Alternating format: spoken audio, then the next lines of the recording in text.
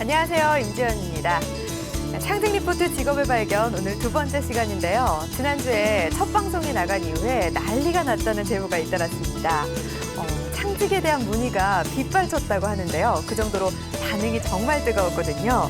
앞으로도 창직에 대한 궁금증은 저희가 싹 다 해결해 드릴 테니까 많은 관심 가져주시기 바랍니다. 자, 그럼 창직 리포트 직업의 발견 지금부터 시작하겠습니다. 창직 리포트 직업의 발견 그 두 번째 시간. 오늘의 게스트를 소개합니다. 잊혀질 권리를 아십니까? 온라인 기록 삭제 국내 첫 도입 산타크루즈 캐스팅 컴퍼니 김호진 대표.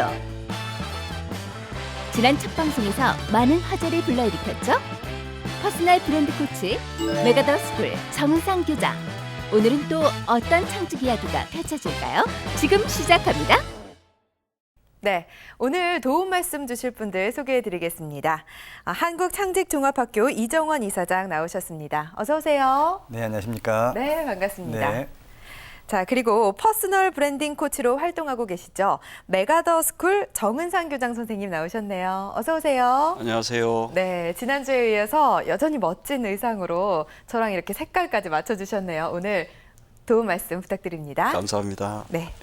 자, 일명 디지털 장의사라고 불리죠.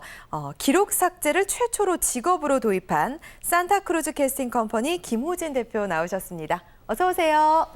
안녕하십니까. 네, 반갑습니다. 자, 이렇게 해서 세 분 모시고 오늘도 창직에 대한 재미난 이야기들 나눠보도록 하겠습니다. 자, 먼저 디지털 장의사, 한마디로 온라인상에 남아있는 그 기록들을 지우는 거라고 할 수 있겠죠. 사실 누구나 한 번쯤은 바라면서도 이걸 또 창직으로 연결을 한다? 김호진 대표가 처음이죠? 예, 그렇습니다. 네. 어떻게 이런 일을 시작하게 되셨는지 계기가 있나요? 저희는 이걸 잊혀질 권리라고 총칭하고 이 사업을 시작을 하고 있고요. 이제 그 연예인의 악성 댓글을 삭제를 해주다가 이게 비즈니스가 시작된 겁니다. 이게. 아, 그 악성 댓글 말씀하시는 거죠. 네. 사실 뭐 연예인뿐만 아니라 일반인들도 뭐 신상 털리기 혹은 네. 뭐 마녀 사냥식으로 치닫는 경우가 많아서 사회적인 관심도도 굉장히 높죠. 네. 그 저희가 이 사업을 시작한 지가 작년 3월부터 시작을 했는데 그 이제 매체에 한번 나가고 나서 그 의뢰 들어오는 사람들이 가장 그 청소년 의뢰들이 가장 많고요. 아, 두 번째가 이제 그 동영상이 유출돼 가지고 삭제해 달라는 사람들, 뭐 세 번째가 연예인, 그다음 기업 이런 순서로 이렇게 의뢰가 많이 들어오고 있습니다 현재. 원래 하시던 일은 이 분야의 일이 아니시죠? 원래 그 모델 에이전시 저희가 그 모델 네. 에이전시만 19년째 지금 현재 해오고 있고요. 네. 모델 에이전시를 해오다가 이제 그 요즘 세상이 온라인 세상이잖아요. 그렇죠. 그래서 뭐가 이슈가 돼서 나오고 뭐가 이제 매체에 노출이 되면은 그거에 대한 평가들이 아주 다양한 평가들이 올라와요. 그렇죠. 그러다 보면 그 평가가 이제 그 기업에 불리한 부분도 있고 네. 어떤 연예인한테 불리한 부분도 있고 그리고 사생활이 유출이 돼가지고 이제 그 불리한 부분, 사생활에 침해를 받는 부분 이런 부분들이 너무나 많아서 그런 것들을 이제 삭제를 의뢰하는 수요들이 너무나 많죠. 예. 어떤 그럼 그 계기가 된 사건 같은 것도 있었나요? 예. 네. 그 저희가 2008년도에 예. 그 제품 저기 시리얼 제품인데 거기에 그 초등학교 5학년짜리 꼬마애가 출연을 했어요. 네. 근데 그 친구가 이제 성인이 봤을 때는 뭐 그냥 못생겼지만 귀엽다. 네. 뭐 이렇게 봐줄 정도였는데 예. 같은 동년배들 초등학교 5학년짜리 꼬마애들이 봤을 때는 너무 이질적인 거죠. 막 뚱땡아 꺼져라. 네가 연예인 되면은 우리나라에서 연예인 안 될 사람이 누가 있느냐. 네네. 확 죽어버려라 막 이런 식으로 아이고. 댓글들이 한 300개 정도가 붙었는데 네네. 그 친구는 그냥 학교 갔다가 이제 집에 와서 인터넷으로 자기 광고를 보고 광고를 보다가 보니까 자기 밑에 댓글들이 단 건 본 거예요.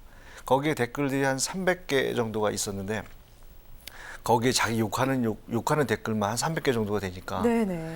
이 친구는 그거를 읽고 충격에 빠진 거죠. 네. 그래서 막 울고 난리가 나고 이제 정신병원에 가고 그리고 그 학교도 가지도 못하고 이러다가 저희한테 이거 어떻게 하냐고 난리 났다고 그래가지고 저희가 그거를 포털 측에다 삭제를 요청을 해서 네네. 삭제를 싹 해주니까 아. 이제 광고주도 되게 좋아하고 네. 이 친구도 다시 정상적으로 돌아와서 자기 생활을 할 수가 있으니까 이게 너무 좋은 거잖아요. 그래서 그게 계기가 됐죠.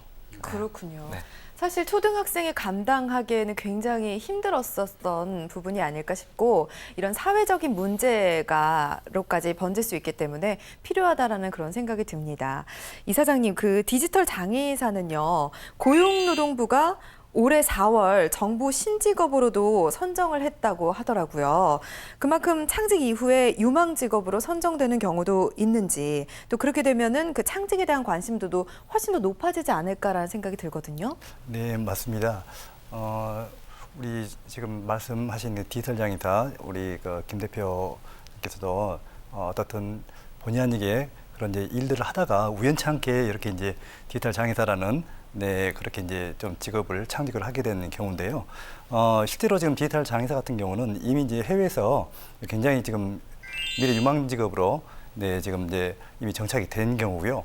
이제 저희 나라 같은 경우는 아무래도 지금 이제 개인정보법이라든지 네. 이런 부분들 때문에 약간 지금 현재 소강 상태에 있습니다만 말씀드린 대로 아마 사회적인 분위기나 이런 것들 때문에 충분히 미래 유망 직업으로 예, 자리 잡을 수 있을 것 같고요. 예, 중요한 것은 저렇게 이제 디지털 장애사뿐만 아니라 예, 사회에 어떻든 게 좀 불편함이라든지 네. 이런 문제 해결을 위한 본인의 조금만 좀 관심만 있으면 예, 아주 가까운 데서 우리 옆에 계신 우리 정 교수님께서도 말씀하셨지만 네. 아주 가까운 데서 이렇게 창직할 수 있는 기회를 만들 수 있습니다. 이런 것 자체가 실제로 이제 시장에서 충분히 공감을 하고 네, 재밌어하고 따라하고 싶어하고 교육을 받고 싶어하면 그게 실제로는 창직이 되는 부분입니다. 그렇다 보면 이제 아무래도 사회적 공감대가 일어나기 때문에 정부에서 당연히 이런 부분에서 아무래도 좀 유망 직업으로 관심을 갈 수밖에 없는 것 같고요. 그래서 그런 창직이라는 것은 네, 멀리서 예, 나오는 게 아니라 가까운 데서 이렇게 이제 진행을 예, 하는 게 이제 창직이라고 이제 봐주고 있습니다. 그렇군요.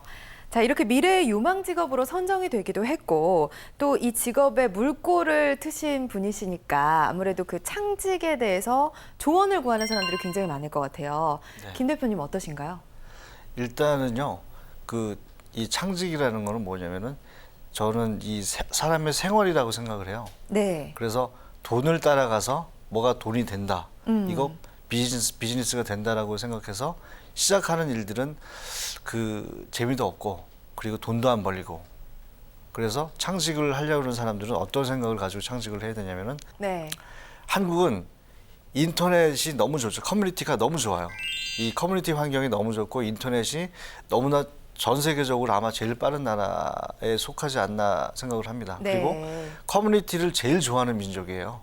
커뮤니티를 제일 좋아하는 민족이고 스마트폰을 자기 손에서 놓지를 않는 그렇죠. 뭐 거의 뭐 자기의 희노애락 감정의 80%를 이제 그 커뮤니티에다가 이제 자기 감정을 해소를 하고 그러는데 그렇죠. 이런 게 이제 이런 쪽에 관련된 거는 저희가 선진국이잖아요.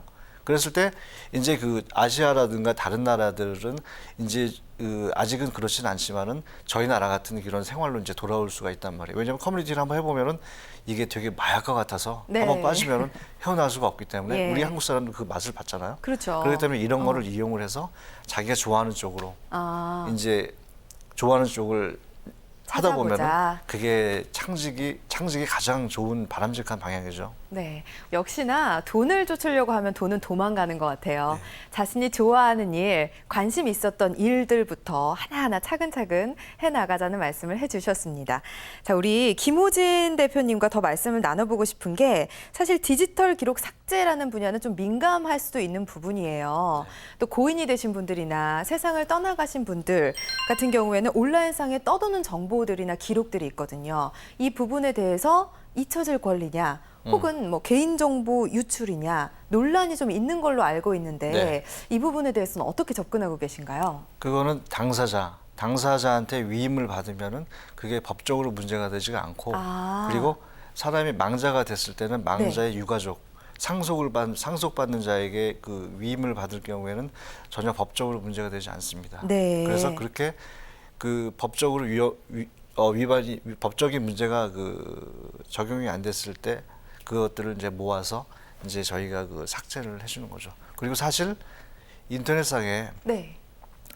이 죽은 자의 기록들이 남아 있는 것 자체가 되게 꺼림직한 일이고 그리고 죽기 전에 그 사람이 죽기 전에 그 사람의 핸드폰 개통한 거라든가 주민등록번호 아이디로 그렇죠. 물건을 사고 팔고 하는 것 자체가 일단 범죄예요. 아, 범죄잖아. 그래서 그런 범죄들을 이런 것들을 삭제를 해야지만이 범죄율도 되게 줄어들 수가 있는 거고 그리고 이제 망자는 망자의 공간으로 이동이 돼서 그 사람의 모든 기록물들을 다 봐야 되는 거고 살아있는 사람은 살아있는 사람의 기록들만 네, 남아 네. 있어야 되겠죠. 그렇죠.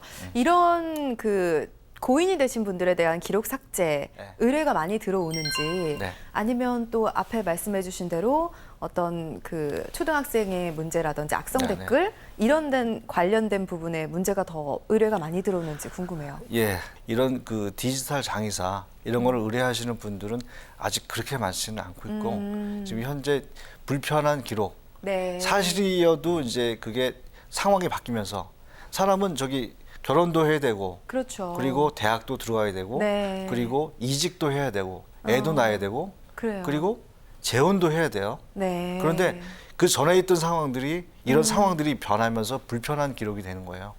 그래서 그런 기록들을 삭제를 의뢰하는 부분들이 되게 많이 지금 현재 오고 있고 그리고 청소년 같은 경우에는 그 저희 의뢰 부분에서 청소년들이 가장 많은데 청소년들은 이 SNS를 너무나 활용도 잘하고 그렇죠. 너무나 네. 거기에 자기 감정을 90% 이상을 아마 맞아요. 해소를 할 거예요. 네네. 반면에 이 친구들은 도덕적인 의식 자체가 없어서 아직 굉장히 어리다 보니까. 도덕적인 네. 생각이 없어서 그리고 사춘기고 이러다 보니까 뭔가 자기 자신의 문제가 될 것들을 친구들한테 보내주고 네네. 보여주고 받고 주고받고 하면서 관계가 헤어지면서 관계가 친해지지 않은 관계가 멀어지면서 그런 기록들이 노출이 되는 거죠. 그랬을 때 얘는 학교에 갔을 때 자기 사진이 학교 전체에 그 퍼져 있는 거야. 그 친구는 학교를 다닐 수가 없는 거야. 그렇죠. 그래서 울며 불면서 저희 회사에 전화해가지고 이런 기록들을 삭제를 해달라고 막 의뢰를 많이 하는데 네. 청소년 같은 경우에는 저희가 보통 의뢰 비용이 50만 원에서 한 300만 원 정도 받고 있는데 아, 그래요? 네. 청소년들은 한 달에 3만 원, 5만 원 용돈을 받잖아요. 네. 그래서 그 친구들한테 한 달에 뭐 5천 원씩 뭐 20년간 할부를 해라. 뭐 이럴 수도 없어서 청소년들한테 현재 무료로 삭제를 해주고 있어요. 아, 예. 그렇군요. 직접 그럼 청소년들이 의뢰를 하는 경우가 많이 있는 거예요? 부모한테 알려지면 큰일 나니까. 그럼 우리 아이들이 연락을 직접 취하는 거군요. 그렇죠. 부모한테 알려지면은 아. 이제 그 자기 자신은 그렇죠. 굉장히 자기는 귀한 자식으로 자라고 귀하게 대우받고 살았는데 저희 부모가 알게 되면은 되게 문제가 발생되니까 이제 그런 것들을 모든 사람들이 알기 전에 이제 삭제해달라고 의뢰를 많이 하죠. 놀랍네요. 우리 아이들이 직접적으로 또 그 정보를 통제하려고 하고 관리를 하려고 예, 예. 한다는 게 사실 놀랍기도 성인들보다 한데. 훨씬 심해요, 그게. 그 우리 정은상 선생님 같은 경우에는 실제로 그 스마트폰 사용법이라든지 SNS를 활용하는 방법을 이제 실버 세대나 우리 부모님 세대에게 교육을 하신단 말이죠. 네. 근데 그분들이 활용을 하는 방법은 우리 청소년이나 또 우리 대학생들, 젊은 세대가 활용하는 거랑 좀 다른가요? 어떻게 활용을 하고 있나요? 많이 다르고요. 네. 사실은 그 SNS는 오히려 그 젊은이들보다 네. 40대 이후에 나이 드신 분들이 활용할 수 있는 가치가 훨씬 높아요. 왜냐하면 나이가 들면 들수록 그 라이프 스타일에 따라서 스토리도 있고 네. 그다음에 나름대로 깨달음이 있기 때문에 그렇죠. 말 예. 한마디를 해도 촌철살인이 가능한데 맞아요. 네. 젊은 사람들은 거기에 무슨 뭐 친구들 만나서 수다 떨고 놀고 네. 하는 이런 것 정도만 올리는데 활용할 수 있는 범위가 굉장히 크죠. 그래서 아까 이제 교육을 말씀하셨는데 저는 교육이 아니라 이제 코칭을 하는데요. 네. 커리큘럼이 따로 없어요. 그분에게 맞춰서 하는 거예요. 네. 제가 지금 하시는 코칭하는 분이 한 분이 연세가 78세 된 어르신인데 스마트폰은 갖고 있는데 카톡을 볼 줄은 아는데 보낼 줄을 모르시는 거예요. 그러신 분들 많으세요. 그래서 저한테 의뢰를 해서 제가 네. 스마트폰 카톡을 음성 메시지로 보내는 방법을 알려드렸더니 네. 너무나 잘 활용하고 계세요. 네, 활용 범위가 굉장히 넓습니다. 네, 굉장히 뿌듯하실 것 같고 연락 오시는 어르신들도 많을 것 같아요. 그렇습니다. 네. 예. 자, 디지털 기록 삭제에 대해서 좀 더 얘기를 해볼게요.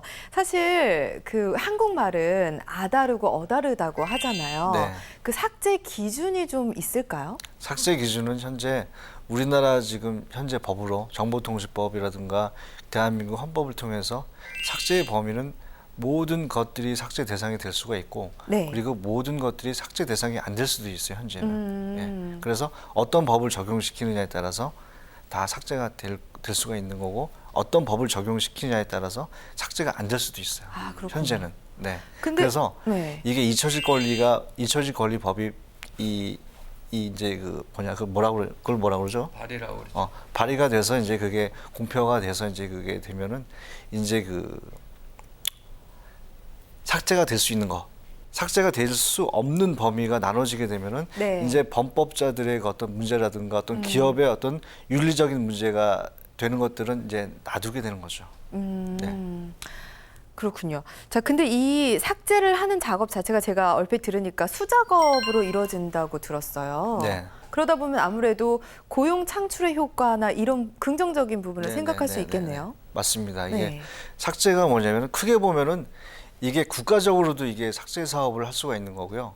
이제 우리나라에 대한 그 해외에 떠도는 비방, 허위 사실들 이런 것들을 우리나라에서 수집을 해서 그런 것들을 삭제가 할 수 있는 거고 그리고 작게 봤을 때는 이게 그 우리나라의 내부적인 것들, 내부적인 의뢰자들, 뭐 내부적인 뭐 회사들, 기업들 아니면은 뭐 일반인들, 뭐 정치인들 아니면은 뭐 연예인들 이런 사람들의 그 이 의뢰를 받아서 그 사람의 모든 데이터를 쫙 뽑아요.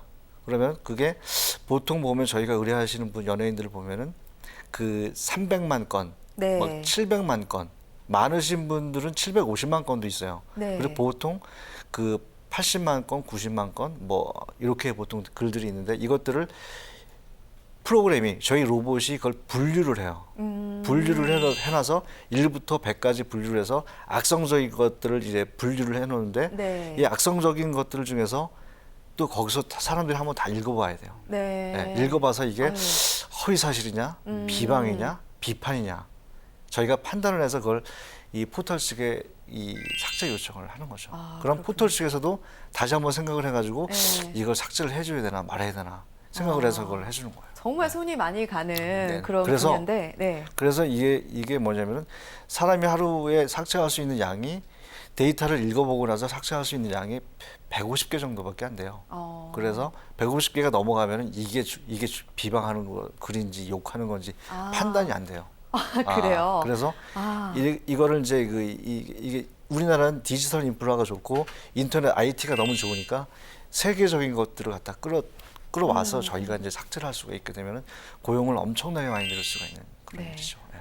저는 개인적으로 독도는 일본 땅 이런 글은 좀 빨리 삭제가 돼야 되지 않을까. 맞습니다. 네. 먼저 그것부터 해결을 해주셨으면 하는 바람이 있습니다. 네. 그것도 저희가 개인적으로 그런 걸 삭제를 할 수가 없고요. 네. 국가에서 이제 그걸 의뢰를 해야지만 저희가 이제 삭제를 해요. 저희는 네. 이익단체이기 때문에. 네. 알겠습니다.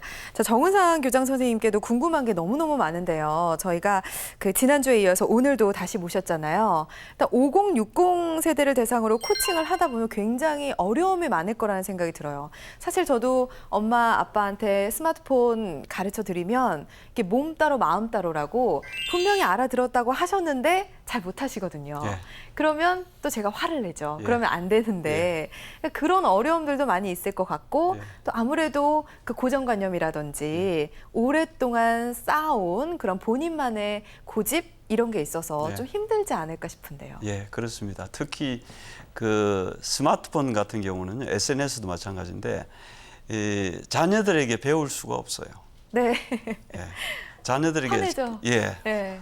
뭐 한 두세 번만 가르쳐 주고는 맞아요. 지난번에 저 얘기했는데 왜 아직도 기억을 못 하냐 그러는데 반성하게 되네요. 저는 참 어려움은 많았지만 제가 참 감사하게 생각하는 건 제가 코칭을 하다 보니까 코칭을 통해서 제가 배워요. 오히려. 네. 왜냐하면 저는 예를 들면 제가 그룹 코칭을 5명을 하는데 네. 5명 중에 한 사람이 저한테 질문이 나오면 네. 이거 난 처음 접하는 얘기인데 오픈을 해요. 네. 그리고는 우리 같이 한번 이 해결책을 한번 찾아보자. 정말 좋은 그래서 방법이네요. 대부분의 경우에는 네. 제가 찾지만 경우에 따라서는 그 코칭을 받는 사람 중에 한 사람이 먼저 찾게 되면 난리가 나는 거죠. 그렇죠. 자기가 찾아서 교장 선생님 가르쳐 줬다고. 그렇죠. 예, 그래서 굉장히 보람이 있고요. 어려운 점은 당연히 있습니다. 그래서 제가 이 코칭을 하면서 저도 나이가 들긴 했지만 비교적 인내심이 그렇게 많지는 않았는데요. 아, 정말요? 인내심이 많이 늘었어요. 네. 한 번 가르쳐 드렸는데 모르면 다음에 또 알려드려야 되고 그렇죠. 이걸 뭐 10번, 20번 이렇게 계속 반복하다 보니까 저도 개인적으로 인내심도 키우고 네. 뭐 여러 가지 좋은 점이 많은 것 같습니다. 아, 그렇군요. 너무 좋아요. 네. 개인적으로 어떤 기쁨과 또 인성의 어떤 함양까지 네. 가져오셨는데, 긍정적인 마인드로 살기 때문에 가능한 게 아닐까 싶어요. 지금 다른 창직도 혹시 구상을 하고 계신가요? 계속 새로운 직업을 만들 겁니다. 예, 지난 시간에 말씀드렸지만 첫 번째는 퍼스널 브랜딩 코치 양성하고요. 두 번째는 아이패드 화가를 만들었고요. 네. 세 번째는 모바일 쿠킹 코치를 지금 만들고 있는데 네. 그 다음에 또 네 번째 지금 직업을 계속 찾고 있습니다. 예. 아니, 근데 어떻게 이렇게 꼬리에 꼬리를 물고 또 새로운 창직을 개발하고 도전을 할 수 있는지 굉장히 궁금해요. 사실 한 개만 찾는 것도 너무 힘들거든요. 그게 저도 제 자신도 좀 놀라운데요. 네. 제가 이제 130명 이상 코칭을 하다 보니까 어떤 현상이 생기냐면 예. 누구와 누가 연결이 되면은 좋은 뭔가 작품이 나오겠다는 게 생기는 거예요. 네. 그래서 자연스럽게 이분과 이분을 연결하면서 새로운 직업이 만들어지는 거죠. 네. 거기다가 제가 특히 이 스마트 시대를 맞이해서 스마트폰과 SNS를 좀 전문적으로 공부를 많이 하다 보니까 네. 기존에 있는 정말 순수한 어떤 그 일과 스마트 시대가 만나면 네. 제3의 새로운 일자리가 나오더라고요. 그래서 하루하루 저는 즐겁습니다. 새로운 일자리를 창출하는데 아주 즐겁고 아주 기분이 좋습니다. 그렇군요. 우리 네. 김호진 대표님도 좀 다른 창직을 계획을 하고 계신지 네네. 궁금합니다. 저희 회사에서는 그 디지털 네. 추모공원을 만들었어요. 디지털 추모공원이요? 네. 예. 이게 뭐냐면은 내가 살아있을 때 나의 모든 기록들을 거기다 남겨놓는 거예요. 그리고 사진도 동영상도 그리고 일기처럼 매일 써가지고 그걸 남겨두면은 남겨두고 나서 이 사람이 죽었어요. 네. 그러면은 이제 죽은 다음에 자식들이 들어와서 아버지 사진을 보고 예. 아버지 행동을 보고 음. 자기의 미래의 거울로 삼는 거죠. 이런 디지털 추모공원 이거는 우리나라에서 지금 현재 만들었지만은 이건 앱으로 만들어서 세계로 판매할 수 있는 어떤 그렇게 되는 거죠. 이게. 그렇죠. 예전에는 사실 우리가 그 사진 같은 걸 보면서 추억을 했지만 이제는 디지털 시대란 말이죠. 네. 디지털 기록들이나 영상물 자체가 굉장히 소중한 하나의 기록이 됐기 때문에 굉장히 좋은 아이디어네요. 왜 그 생각을 저는 못했을까요? 네네네. 아쉽다는 생각이 듭니다. 사람 재주가 따로 있습니다. 네, 그렇군요. 자, 이사장님 이렇게 한 번의 창직이 또 다른 창직까지 가능하게 한다는 게 정말 대단하다라는 생각이 들어요. 창직으로 인한 그 경제적 시너지 효과도 엄청나죠? 예, 맞습니다. 우리 두 분의 오늘 창직자분 모시고 말씀을 들어보셨지만 아시겠지만 네.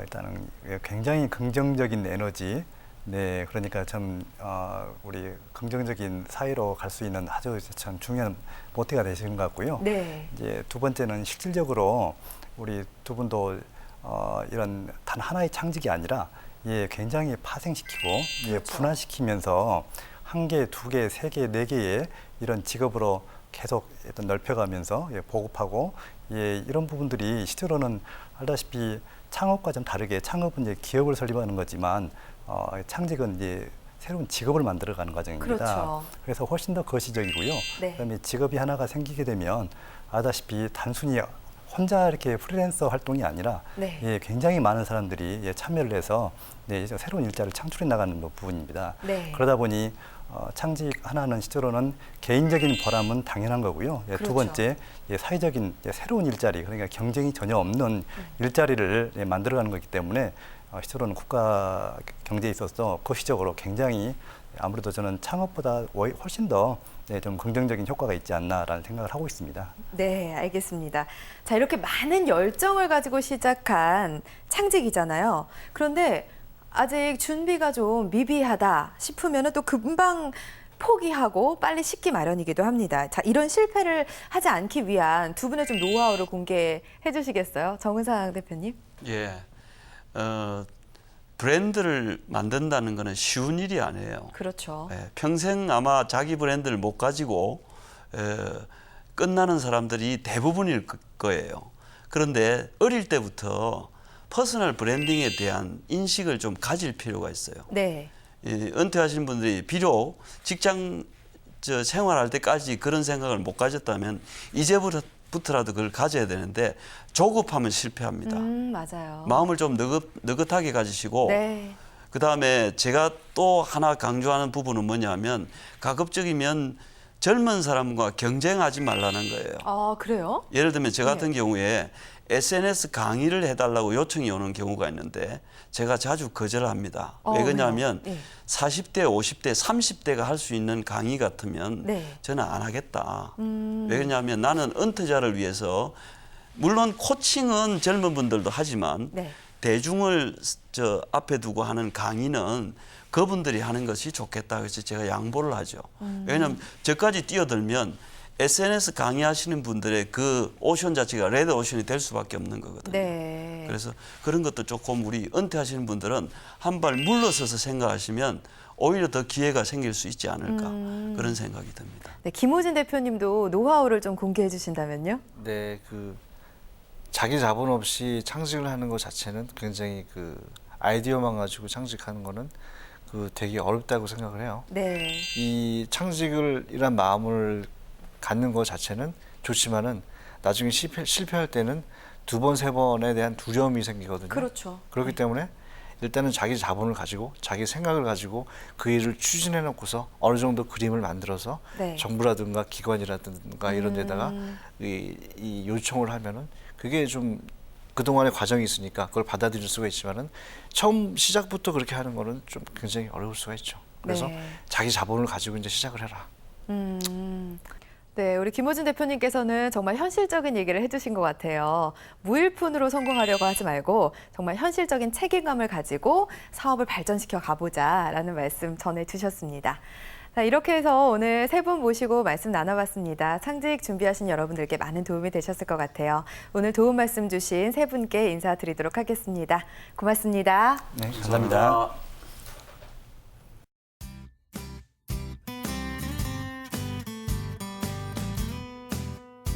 잘 나가는 은행 지점장에서 국내 최초 아이패드 화가로의 변신. 평소 유화로 풍경 아래 그리기를 좋아하던 정병기 씨. 은퇴 후 생활 속에서 더욱 쉽고 재미있게 그림을 그리기 위해 아이패드에 그림을 그리기 시작했다는데요. 그림을 부담 없이 더 재미있게 즐길 수 있는 아이패드를 활용해 아이패드 화가로의 새 삶을 시작한 이후 작품 전시회는 물론 각종 미술제에서 작품 수상까지도 맡는 저력을 보이고 있는 정병기 씨. 앞으로의 활약 기대해도 좋겠죠?